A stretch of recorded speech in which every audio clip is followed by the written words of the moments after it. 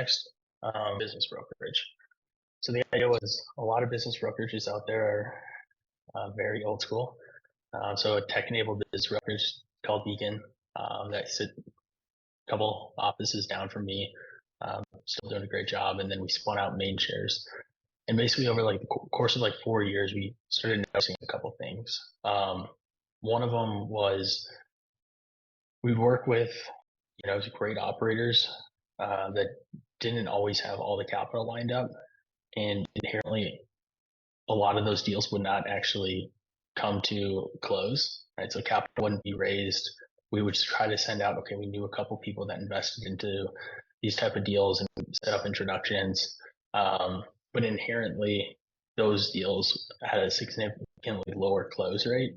And naturally, just as most brokers do, is they're like, okay, if I have two people, one with capital that maybe is not as good and someone that's better, but needs to raise capital. I've spoken to probably 50 different brokers in the last 6 months. They keep picking the one that has the capital, even if it's not their option, because it's a little more coin operated of once I close this deal, the rest doesn't really matter, right? So I can convince the seller that, hey, this person's a higher chance of success. Maybe they're not as good of alignment. And we kept seeing that time and time. And then second of all is there's a ton of great resources on the buy side. But when it came to the actual capital raise component, it seemed like there was this, hey, here's a list of investors, go reach out to them and bring in the money. And a lot of like the boot camps are set up in that fashion. So we wanted to be able to effectively provide some buy side advisory support and then help facilitate the capital process in a little more structured format. So then what this kind of looks into is just like the landscape right now. So it's breaking through the brokers and sellers when you don't have capital lined up is difficult because there's an inherent execution risk.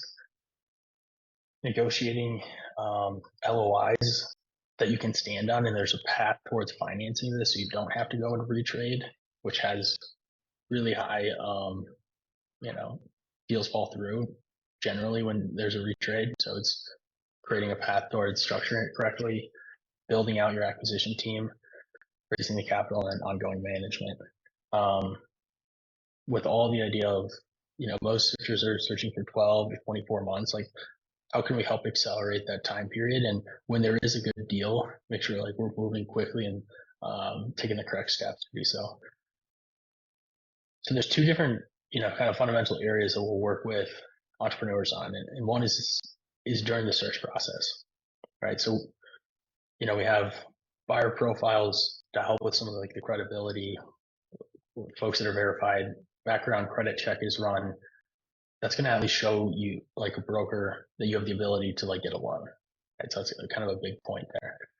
We'll work on the deal modeling side of, okay, does this deal pencil? What would be the prospective ownership percentages for me? Is this something that I feel confident about? And then, also in some circumstances, it's a nice place to be able to negotiate offers that purchase prices that are a little bit too high. Right? If you can back and find numbers of here's how people would finance it through debt and investors, we can either help make sure it's a competitive offer or potentially drop into a more realistic figure that's like backed by the individuals that will finance these type of deals, all the way to constructing LOIs, negotiating. And then the second side is going to be on the investor capital raise. And I'll go into this in a little bit more in depth. So this could be like a full journey, right? Some people jump in at different times. We're helping on the modeling, if we're working with them through, letters of support from an equity perspective, we'll bring it over to our broker dealer and we can help break through some of the issues that folks have is, show me that you have the means to do so. So we'll do that with folks that we're working with, crafting LOIs, to term sheets, capital raise. So this, depending on the person, sometimes we're getting looped in after a deal's under contract, and other times it's multiple LOIs that we're helping structure and and move forward with. But I would say, like, considering how many folks want to buy a business, but inherently will never buy a business, our goal is to help you increase the likelihood that you're able to transact. Right. So first of all, is like help build credibility as an individual buyer. Second is making sure like you're modeling it from the correct perspectives. So from yourself, it's maximizing ownership while still having like a viable DSCR. From a lender, making sure that the customer concentration is being adequately accounted for. The DSCRs are going to float from an investor standpoint. And this is all directionally pre-LOI. And then lastly is if there is an equity gap, are the rest of these components structured correctly? So if you do go to market, it's going to be attractive and help you move forward and get commitments earlier on. Because yes, you can have a great deal, you can have a great operator, but already have seen this happen a number of times. Like the terms and the way that they structured it, investors are like, hey, this is not something that I can take a part of. If everything else, if we go and change it up, fantastic. So some of the things that we're trying to do is to make sure directionally these things are going to be teed up. And then little mini DD, right? So I think this is really to drive into the financial model. Like some of the high level things that we'll notice is working capital, CapEx, realistic add backs, and then historical versus forecasted cash flow. Making sure that we have like a firm picture of this, so we can help. Here's questions that we would ask all the way to, hopefully helping win LOIs, and I've already seen some success there. So that's kind of on the searching end. And then I know Charlie was asking about like the deal structuring. So the two most common approaches that we're seeing for S&B deals, I would say the majority are going to be a preferred participating model. A lot of times this is going to be SBA leverage deals. You're going to have, a majority coming from debt, probably some seller finance, so management, entrepreneur capital, and then investor capital.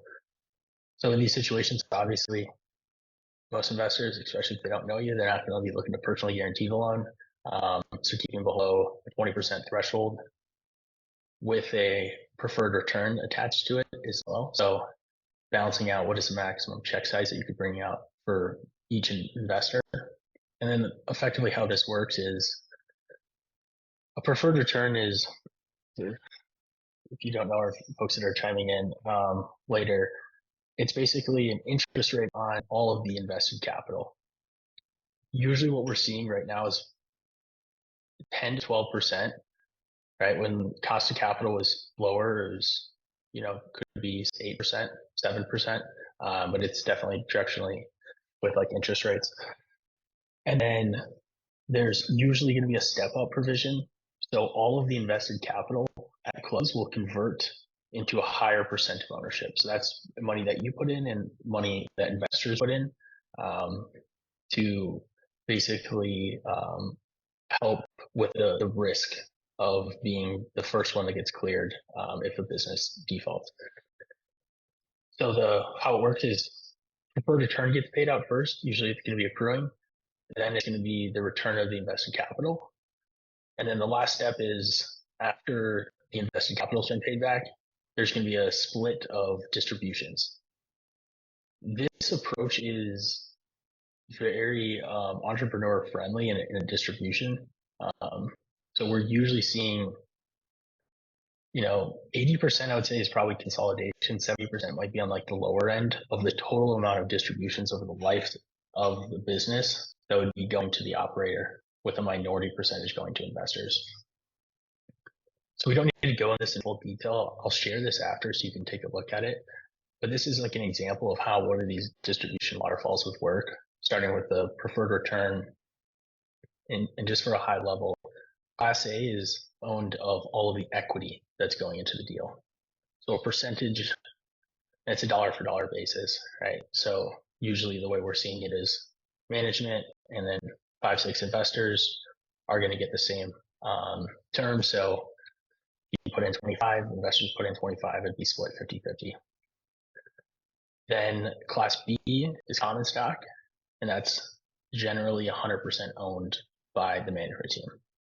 So as you can see, after year 4, the invested capital was originally put into the deal to buy the business of the $433,000 has been paid back, and the amount of distributions flips heavy in favor of the management team. And we usually like to have a liquidity event where we enable entrepreneurs to basically use this free cash flow of $260,000 to start buying out investor shares. It's something that we put in, or vice versa. Some folks look at it as, I want to grow the business, I want to tap into those investors or bring on new investors to scale. We can help support either one. Let's walk through how like this step up works. The second approach is going to be more of a hurdle rate. So MOIC is just multiple on invested capital, seemingly more common for all equity deals. So the way that this effectively works is there's still a preferred return, but generally speaking, the amount, and this can also be after you hit 3x, it's investors are cleared out of their position. That's also something we're seeing. But effectively what this is saying is all distributions go to investors until they retain the amount of capital that they put into the business. And then after you hit certain hurdle rates of, I've 2x'd the capital that's put in, now we're taking in 40% of the rest of the distributions. After another 2x, you're taking 60, and then 20% after that for investors and 80 for the entrepreneur. So this is actually like pulled from a few deals that we were working on recently, that kind of larger like EPA fund, private equity funds that we're structuring these. The difference between this is obviously like investors are usually taking on a majority of the risk, right? If it's a $2 million raise, maybe the management team is putting in 10% of that, and then the rest is going from the investors. So in these situations, usually the different tier levels start getting cleared closer to like an exit or later down the road is relatively common. A lot of times, like the base salary could be higher in these circumstances because of that, because distributions are effectively delayed later down the road. Any questions there? These are just the two most common structures that we're seeing. There's obviously other ways to do this, of course, but we're not like bound by one structure or the other, but trying to standardize them when it makes sense.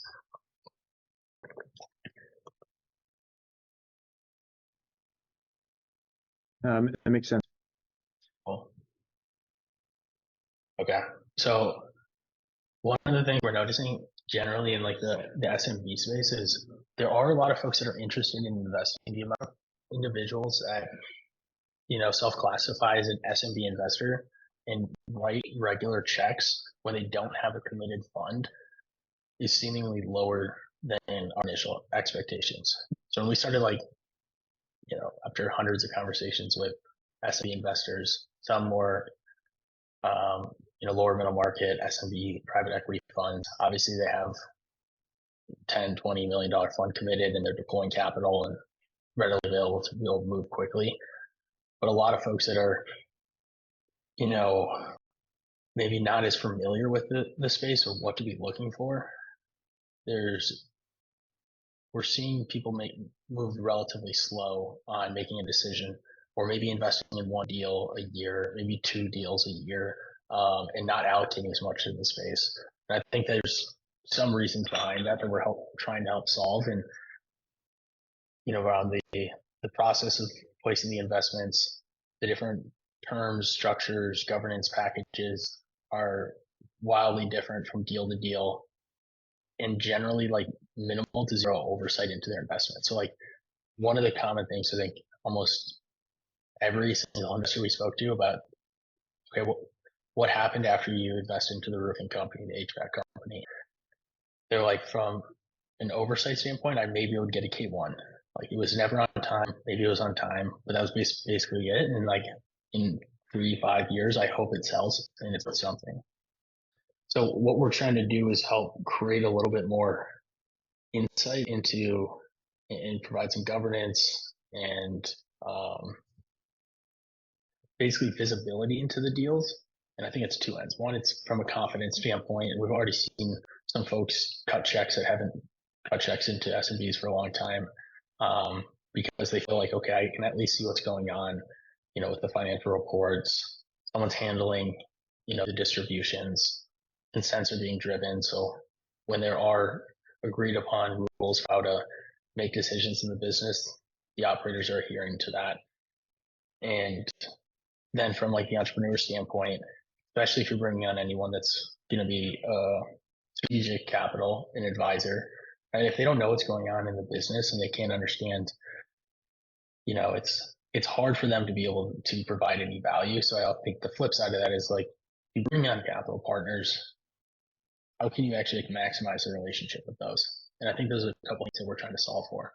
Front end, it's going to be cleaning up the process of actually sending a deal and moving them through.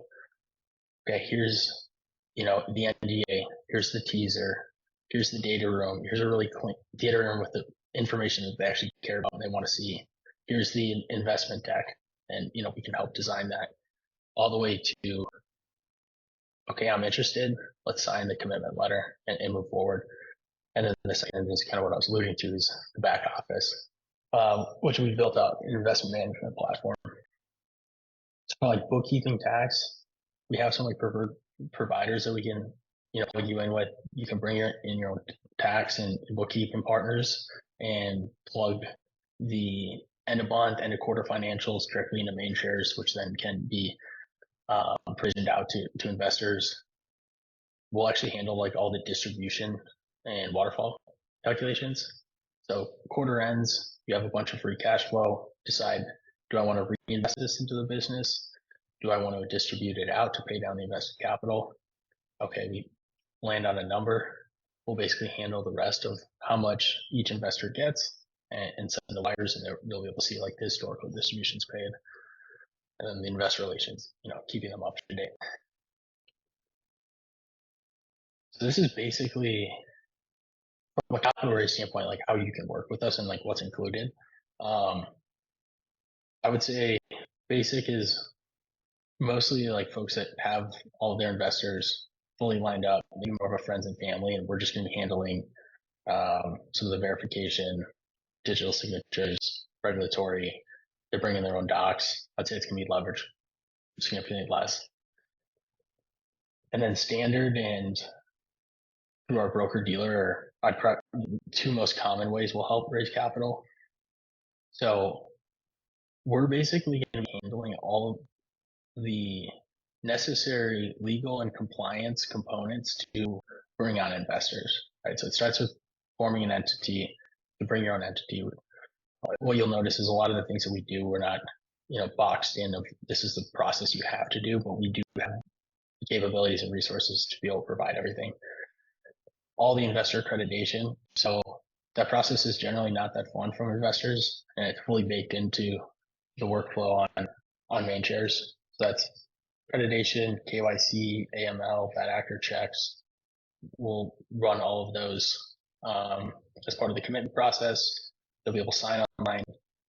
The regulatory filings is like Blue Sky, Form D filings. We'll handle those. And then we have template versions of the necessary like investment docs. So your term sheet, subscription agreement, operating agreement, commitment letters. You can bring those to your attorney. You can mark them up, but it's a nice like starting point. Or you can just bring your own elsewhere, right? And then in the standard package, this is where you do have access to any investor that's on Mainshares, right? So when folks think about a capital raise, it can be a couple different capacities. Some of them are private listings where they're only inviting folks that they know to Mainshares to actually commit and do their accreditations.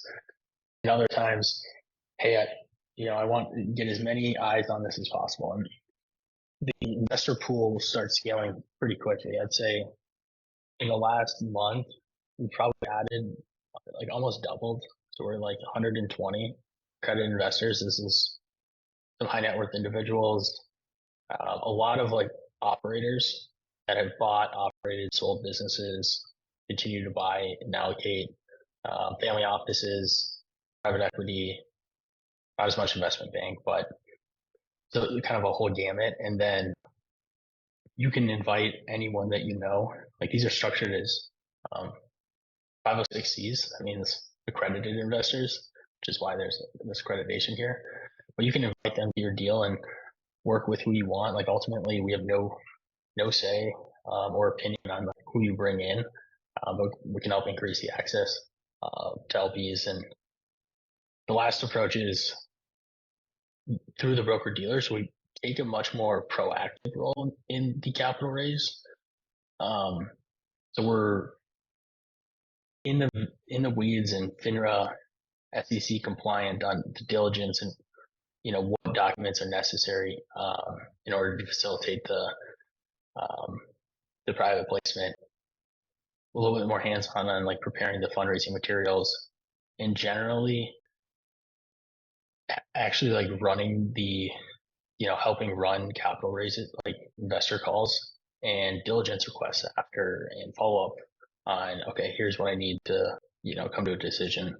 We're like much more integral in that process, and that's through Main Street Securities, which is our affiliated broker dealer, which is usually just, it doesn't have it here, but it's generally like 5% of the equity capital raised.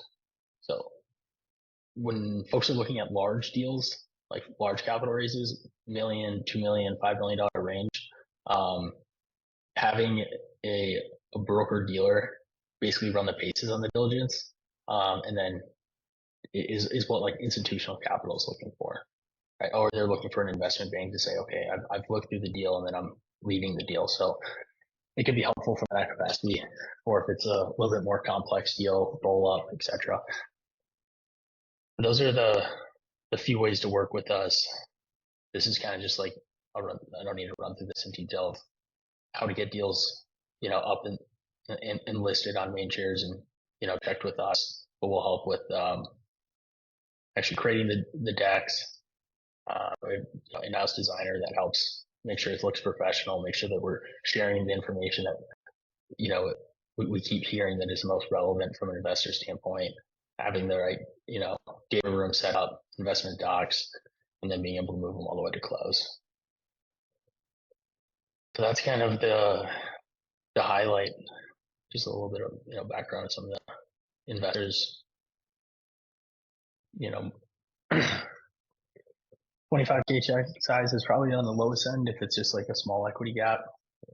We will go as low as 150,000 is kind of like on the low end of what we've started to do so far, and a few $1 million equity raise is a little bit on the higher end.